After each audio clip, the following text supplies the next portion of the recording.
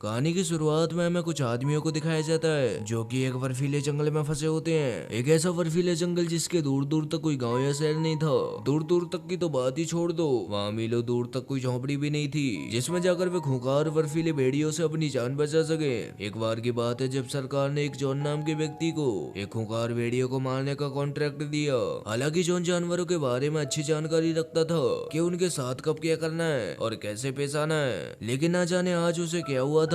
उसे अपनी बिछड़ी हुई पत्नी के सपने आ रहे थे और वो सपनों में उससे कह दिया कि यूं जानवरों को मारना बिल्कुल भी ठीक नहीं है। जॉन तुरंत अपना माइंड रिलैक्स करने के लिए कैंटीन आता है और वहां पर आकर सोचने लगा कि क्या करूं, उस भेड़िए को मारना चाहिए कि नहीं। सोचता है कि अगर उसने उसे नहीं मारा तो कुछ समय के अंदर वो कई मासूम लोगों की जान ले लेगा। एक पैग लेने के बाद उसने बिना समय गवाए उसे मारने का फैसला किया। बाहर आने के बाद जॉन भेड़िए को इधर उधर देखने लगा। काफी देर देखभाल करने के बाद फाइनली उसे वो भेड़िया दिखाई देता है जो कि वहां पर खड़े लोगों पर हमला करने के लिए दौड़ा। जॉन ने बिना वक्त लिए अपनी गन को लोड किया और उसे वहीं मार गिराया। जॉन सरकार का टारगेट पूरा कर चुका था और अब वो इस खून खराबे वाली दुनिया से आजाद होना चाहता है। सरकार उसे अपने देश में काम करने के लिए अच्छा खासा पैसा देने के लिए तैयार थी, लेकिन जॉन सबको छोड़ छाड़ कर अपनी वीरान जिंदगी को रोमांचक बनाने के लिए विदेश जाना चाहता है। विदेश जाने के लिए वो प्लेन में आकर बैठता है। प्लेन में उसकी मुलाकात उसके बराबर वाले पार्टनर से होती है जिसका नाम होता है फ्लैन। फ्लैन जॉन को जानता था, लेकिन जॉन ने फ्लैन को पहली बार देखा है। फ्लैन जॉन से बोला कि आप तो वही हो ना जिसे सरकार बड़े बड़े ऑर्डर्स देती है। जॉन उससे कहता है कि देखो भाई, इस वक्त मैं बहुत ज्यादा थका हुआ हूँ, और ऐसा कहकर आराम करने लगा। उन लोगों का प्लेन हवा में लैंड करता ही है कि उसके कुछ ही देर बाद वो एक दो बार जोर जोर से हिलता है और ये क्या हो रहा है, ये क्या हो रहा है, ये सब आपस में कहकर चिंतित होने लगे। वो प्लेन उसके बाद एक दो घंटे तक तो सही उड़ा, लेकिन उसके बाद जो उनके साथ हुआ वो किसी ने नहीं सोचा।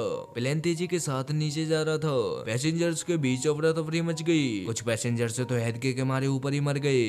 कुछ ही पल में प्लेन आसमान की ऊंचाइयों में से सीधा नीचे आ गिरा। आखिर क्या कारण था जो प्लेन क्रैश हुआ? क्या किसी पायलट की कमी थी या प्लेन में कोई कमी थी? दरअसल ना तो प्लेन क्रैश होने में किसी पायलट की कमी थी और ना ही प्लेन खराब था। वजह थी तो वो थी सिर्फ मौसम की। तेज हवाएं और आंधी तूफान की वजह से प्लेन का संतुलन बिगड़ गया। और एक और बात जो सबसे महत्वपूर्ण थी, पहाड़ों की हवाएं आपस में टकरा कर प्लेन को अपनी ओर खींच रही थी, जिसके कारण प्लेन क्रैश हुआ। प्लेन टूट टाट कर पूरा बिखरा पड़ा था।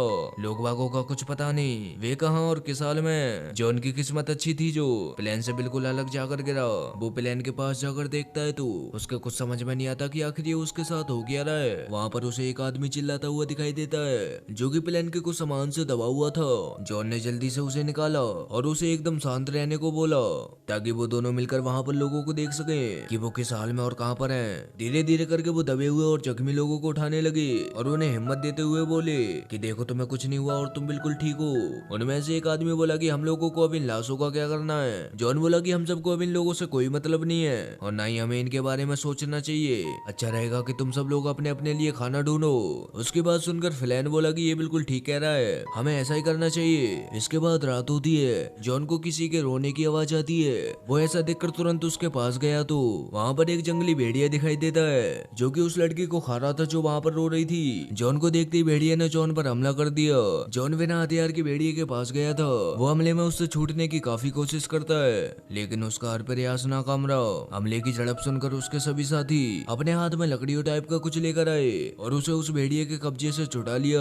रात काटने के लिए वो एक एक करके पहरा देते हैं। वो इसीलिए क्योंकि उनका प्लान जो क्रैश हुआ था वो भेड़ियों के दायरे में हुआ था। भेड़ियों की भी सूंघने की शक्ति तेज होती है तो उन पर कभी भी हमला हो सकता है। सही सलामत सुबह होती है। यह रिक जो कि ऐसी मुसीबत में भी शराब पीकर मजे ले रहा है। जब ये सभी लोग अपने लिए खाना ढूंढ रहे थे तभी रिक को ये शराब की बोतल मिली जिसे अब ये अपनी परेशानी दूर करने के लिए पी रहा है। ये वहाँ पर सब लोगों से चिल्लाकर बोलता है कि कोई फायदा नहीं है यहाँ पर ये सब ढूंढने से, वैसे भी हम मरने वाले हैं। तभी ये कैब वाला भाई उस पर चिल्लाया और बोला कि अपनी बकवास बंद करो। यहाँ पर जॉन एक बोतल में पेट्रोल भर रहा होता है, वो इसीलिए ताकि वो आगे काम आ सके। पेट्रोल भरने के बाद जॉन उन सभी से कहता है कि देखो भाइयों, मैं तो जंगल की ओर जा रहा हूँ, अगर किसी को मेरे साथ आना हो तो वो आ सकता है। वो उनसे जंगल की ओर जाने के लिए इसीलिए कहता है क्योंकि जंगल में पहुंचने के बाद उनके जिंदा रहने के चांस ज्यादा है। अगर वो यहाँ बर्फीले मैदान में रहे तो ज्यादा दिन तक जिंदा नहीं रह पाएंगे। बर्फीली भेड़िए उन्हें भगा भगा कर ही मार डालेंगे। जाहिर सी बात है, अगर उनके पास बचने लायक जगह नहीं होगी तो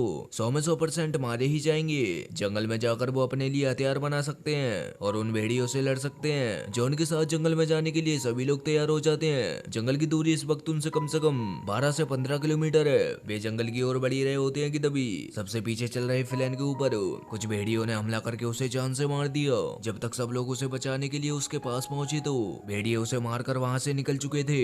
सोचने वाली बात तो यह थी कि भेड़िए सबको एक साथ न मार कर उन्हें एक एक करके मार रहे थे। रिक बोला कि हम लोगों को यहाँ पर सच में नहीं रुकना चाहिए, वरना हमारा भी वही हाल होगा जो अभी इसका हुआ है। सब उसकी बात मानकर तुरंत वहां से निकले। वो सभी जंगल के अंदर घुसने वाले थे कि तभी भेड़ियों के झुंड ने फिर से उन पर हमला कर दिया। बेफुर्ती के साथ जंगल की तरफ बढ़ने लगे। भेड़िए इंसानों के पास आती आपस में लड़ने लगे। वो शायद इसीलिए क्योंकि भेड़ियों की दोनों पार्टी अलग अलग थी।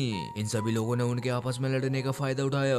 उन्होंने जंगल में आते ही आग जलाई और सतर्क होकर बैठ गए। आग को देखकर दोनों पार्टियों के भेड़िए एकदम शांत हो गए। वो शांत इसीलिए हो गए क्योंकि उन्हें आग से बहुत ज्यादा डर लगता था। यह ब्रिक जो सभी से लकड़ियों के हथियार बनाने के लिए कहता है, वो सभी लोग लकड़ियों की नोक पहन करके हटे ही थे कि तभी अचानक एक भेड़िया ने उन पर हमला किया। भेड़िया नहीं जानता था कि उन्होंने कुछ लकड़ियों के हथियार बना लिए हैं और बेचारा बड़ी बेरहमी के साथ मारा गया। भेड़िए को मारने के बाद सभी ने एक फैसला किया। वो ये था कि अब सबके सब उसे पकाकर खाएंगे जिसे अभी उन्होंने मारा, यानी भेड़िए को। आज की रात वे सभी बहुत खुश हुए क्योंकि आज उन्हें खाना मिल रहा था। उनमें से कई लोग ऐसे थे जो भेड़िए को बड़े मजे के साथ खा रहे थे और कुछ ऐसे थे जिन्हें मजबूरन खाना पड़ रहा था। अगर वो उसे नहीं खाएंगे तो भूख के कारण मारे जाएंगे। लेकिन जब उसे खा रहा होता है तो उसे भेड़ियों के चिल्लाने की आवाज बहुत तेज आ रही थी। वो भेड़ियों को और ज्यादा चिढ़ाने के लिए जो भेड़िया उन्होंने पकाया है वो उसकी गर्दन काटने लगा ताकि उन्हें उस भेड़ियों के बीच फेंक सके जो अभी जिंदा है। वो सब उसे ऐसा करने के लिए मना करते हैं, लेकिन वो है कि उनकी एक नहीं सुनता और गर्दन काट कर उन भेड़ियों के पास फेंक देता है जो जिंदा है। भेड़िए भेड़िए की कटी हुई गर्दन देखकर तेजी से रोने लगे और फिर सब भेड़िए अचानक से चुप हो गए। कई घंटों तक ये लोग आपस में बातें करते हैं। कोई अपनी पत्नी के साथ बिताए हुए पलों को याद करता है तो कोई अपनी बेटी और अपने डैड को याद कर रहा होता है। हालांकि ये मान लो कि वो सब लोग अपनी अपनी फैमिली के बारे में एक दूसरे को बता रहे होते हैं और अपना टाइम पास कर रहे होते हैं। उन सब की बातचीत के बीच एकदम तेज हवाएं चलना शुरू हो गई। सुबह होने का टाइम भी नजदीक था। पहले तो हल्की हवाएं चल रही थी लेकिन फिर अचानक एकदम तेज तूफान आने लगे। उसके बाद सुबह होती है। सुबह होते ही उन्हें एक बुरी खबर मिलती है, यानी उनके साथ जो ब्रिक नाम का आदमी था उसकी ठंडी हवाएं और तेज तूफान की वजह से मौत हो गई। वो लोग उसे उठाने की खूब कोशिश करते हैं। उन सबको पता था कि अब तो ये मर चुका है, अब इसका कुछ नहीं हो सकता, इसीलिए वो आग जलाकर सो गए। वो इतनी जल्दी इसीलिए सोए क्योंकि रात में भेड़ियों के कारण नींद पूरी नहीं हो पाई थी। नींद पूरी करने के बाद वो सभी उठते हैं। इन लोगों ने ज्यादा देर की नींद नहीं ली थी। वो सोए थे तो सिर्फ 2-4 घंटे। उठने के बाद वो एक कटे हुए पेड़ के पास आते हैं। उन्होंने उसके ऊपर की बर्फ हटा के देखा तो वो देखते हैं कि ये पेड़ तो हाल ही में काटे गए हैं। जरूर यहाँ आसपास के दायरे में कोई ना कोई गांव जरूर होगा। रिक बोला कि कोई अंदाजा लगा सकता है कितनी दूरी पर होगा। जॉन बोला कि यही कुछ 200 किलोमीटर। रिक बोला कि जॉन तुम इतनी लंबी दूरी को बस कुछ ही दूरी बोल रहे हो। जिस पहाड़ पर ये लोग अभी खड़े हैं उसी पहाड़ के नीचे एक नदी बह रही है। लेटून सभी से कहता है कि देखो हम सबको बस इस पहाड़ से नीचे जाना है। अगर हम पहाड़ से पैदल नीचे जाएंगे तो हमें कम से कम 4-5 दिन लगेंगे और उन 4-5 दिनों में भी ये कंफर्म नहीं है कि हम लोग जिंदा रह पाएंगे या नहीं। तभी जॉन उन सभी से बोला कि हम लोग पैदल नहीं जाएंगे, हम लोग एक बड़ी सी रस्सी बनाएंगे और उसी की मदद से नीचे जाएंगे। हम में से किसी को एक लंबी सी छलांग लगानी होगी और रस्सी को दोनों तरफ पेड़ों से बांधना होगा। छलांग लगाने के लिए उनमें से कोई तैयार नहीं हुआ। काफी देर के बाद लेट आगे निकल कर आया और बोला कि भेड़ियों के हाथों से मरने से बेहतर है छलांग लगाकर मरना, कम से कम ऐसे मरने में मर्दांगी फील तो होगी। ऐसा कहकर अपने पीठ से रस्सी बांधी और दूसरी तरफ जाने के लिए छलांग लगा दी। उन सब ने पहले ही प्लान बना रखा था कि किसको कब क्या करना है। उनका प्लान कामयाब हुआ, यानी लेट इस तरफ से उस तरफ पहुंच चुका था। रस्सी को पेड़ से बांधने के बाद वो लोग एक एक करके दूसरी तरफ जाने लगे। 3 लोग तो दूसरी तरफ पहुंच चुके थे। अब बारी है इस कैब वाले भाई की। इसे ऊंचाई से बहुत ज्यादा डर लगता था और ऊपर से इसके हाथ में चोट लगी हुई है। हड़बड़ी में उसका चश्मा नीचे गिर गया और उसे सब कुछ धुंधला दिखाई देने लगा। धुंधला दिखने के बाद उसके साथ कुछ अच्छा नहीं हुआ और वो नीचे गिर गया। नीचे गिरने के कुछ देर बाद भेड़िए वहां पर आया और उसे खींच कर ले गए। जिंदा बचे लोगों की संख्या है 3, जॉन, लेट और रिक। चलते चलते ये तीनों उसी नदी के किनारे आते हैं जिसके लिए ये लोग नीचे उतरे थे।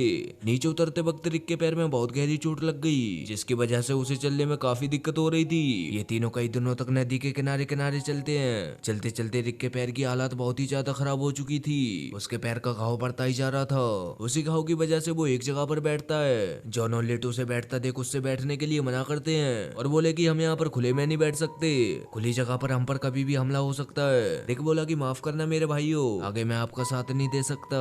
मेरा समय अब नजदीक आ गया है और अच्छा रहेगा कि आप लोग मुझे छोड़कर अपने बारे में सोचें। रोते हुए बोला कि मेरे भाइयों यहाँ से जिंदा निकलने के बाद मेरे परिवार से कहिएगा कि मैंने उस चक्रव्यूह से निकलने की पूरी कोशिश की। परिवार को लेकर उनके बीच ऐसी ऐसी बातें हुई जिन्हें सुनने के बाद किसी की भी आंखों में आंसू आना थे।